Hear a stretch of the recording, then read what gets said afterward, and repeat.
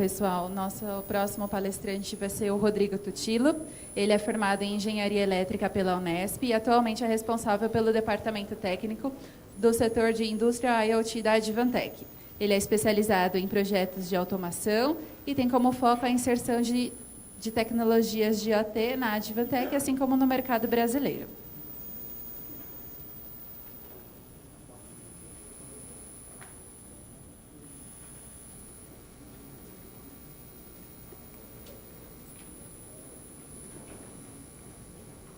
Pessoal, bom dia, tudo bom? O Mário ele deu uma visão geral da Advantech, né, como um todo. O Benson ele acabou falando das soluções dos SRPs, né, que são as soluções prontas. E eu vou tentar entrar um pouco mais na parte de onde a gente aplica todos esses pontos, né? Então, aqui na agenda tem os fatos da fábrica da indústria 4.0, do IoT, os desafios da indústria, Advantech 4.0, enfim, eu vou seguindo aqui conforme isso, tá? Primeiro, o que é a fábrica 4.0? A fábrica 4.0, ela é bem complexo, né? A gente está fazendo como uma evolução, mas tem um caminho bem grande aqui da 3.0 para 4.0, e ela é basicamente o M2M, né? O Machine to Machine, que é quando você vai ter fábricas Cyber Physical, né? Que eles chamam de CPS, tá? Depois, o que acontece? Basicamente, dentro do cenário da indústria 4.0, a gente tem a parte dos equipamentos e sensores inteligentes. Essa é uma das partes. A popularização dos smartphones. Então, antes você tinha só o seu celular. Hoje o smartphone já consegue fazer tudo na indústria. Acho que o Márcio vai até compartilhar com a gente a solução da Orange, que você tem realidade aumentada também através do celular. Então, você consegue ter uma aplicação muito boa dos smartphones na indústria. Depois tem umas ferramentas de análise. Então, basicamente, assim, até para eu resumir uma outra coisa, a gente está com um dia bem cheio, tem 15 palestras, tá? E dentro dessas 15 palestras, a gente tentou abordar o máximo de temas possíveis que envolvem a indústria 4.0. Então, a gente vai ter palestra sobre MQTT, falando da parte de protocolos na indústria. A gente vai ter a parte da Microsoft falando do Azure, que é a parte de cloud. A gente vai ter os nossos Alliance Partners falando de soluções mais para a área farmacêutica, food and beverage, automotivo. Então, eles vão colocar algumas outras aplicações. Então, a gente e vai ter o reitor aqui do Instituto de Tecnologia da Mauá.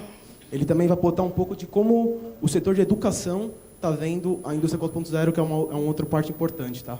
Então, a gente tentou fazer um elaborado aí que envolvesse o máximo de temas possíveis dentro da indústria 4.0 durante o dia, tá?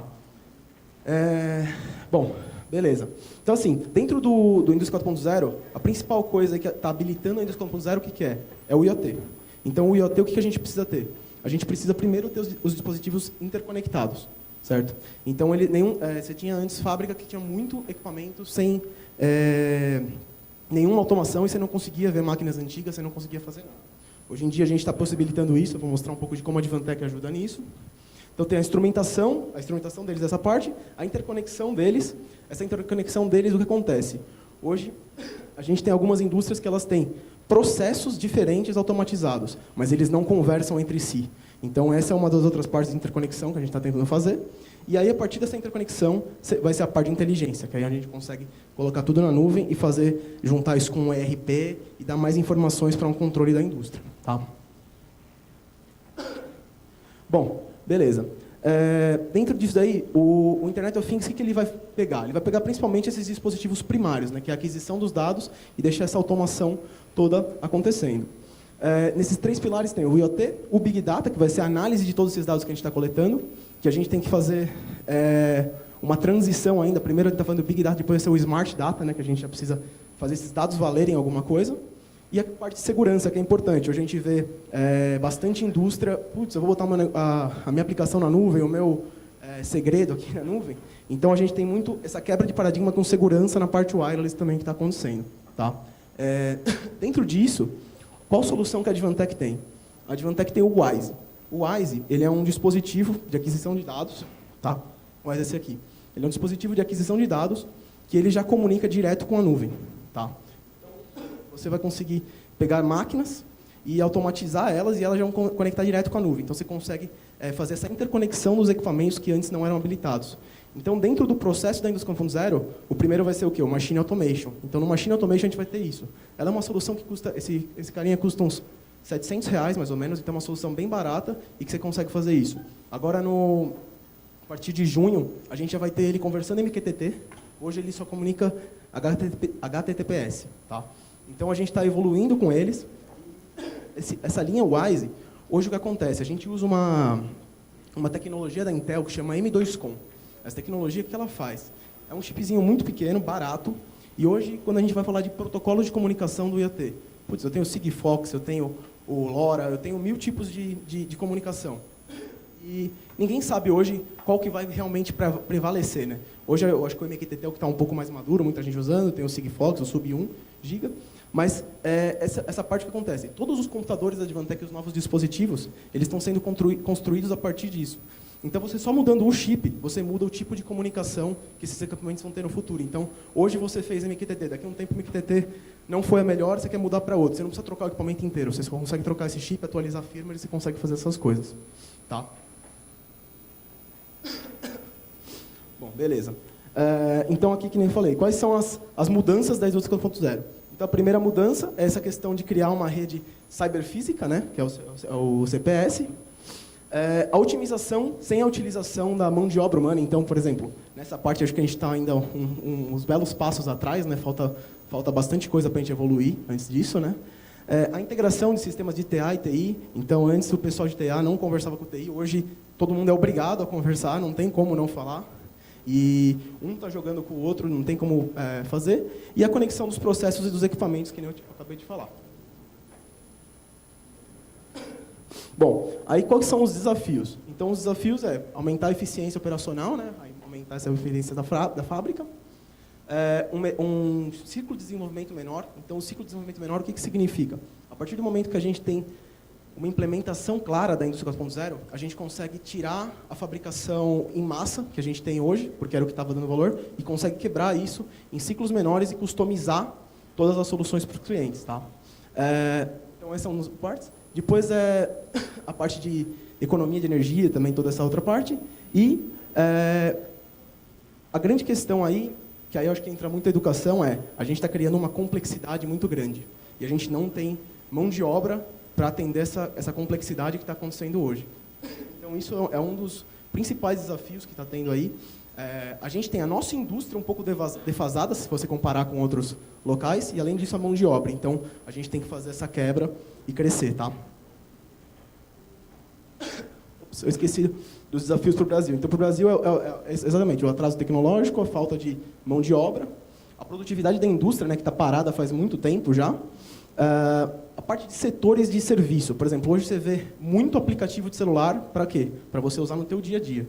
Agora, você tem pouco aplicativo de celular ainda para você usar na indústria. E isso é uma das coisas que a gente já tem começado a fazer, já tem visto solução, mas precisa crescer muito essa parte de serviços. E cada vez o serviço tem que ser mais qualificado e mais focado, porque a gente está abrindo leques de aplicações que antes não existiam.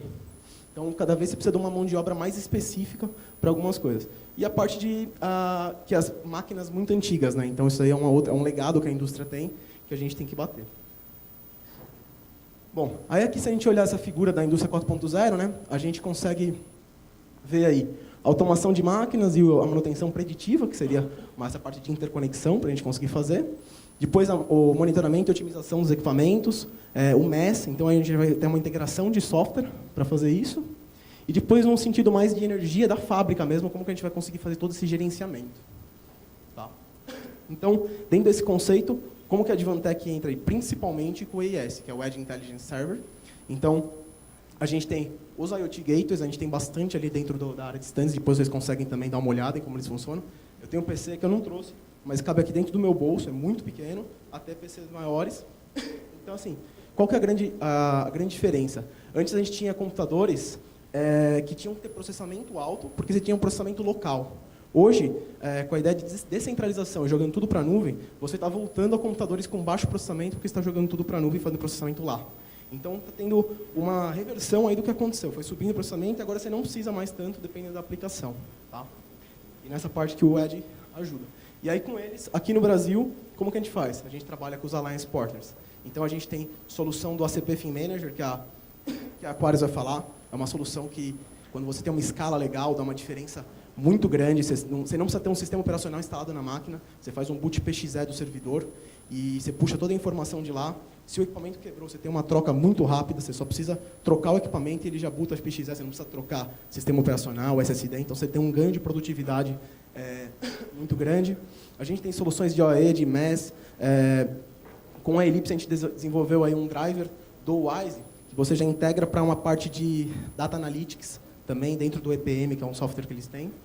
Então, a gente vai criando soluções locais aqui com os Alliance Programs. Tá? Então, beleza.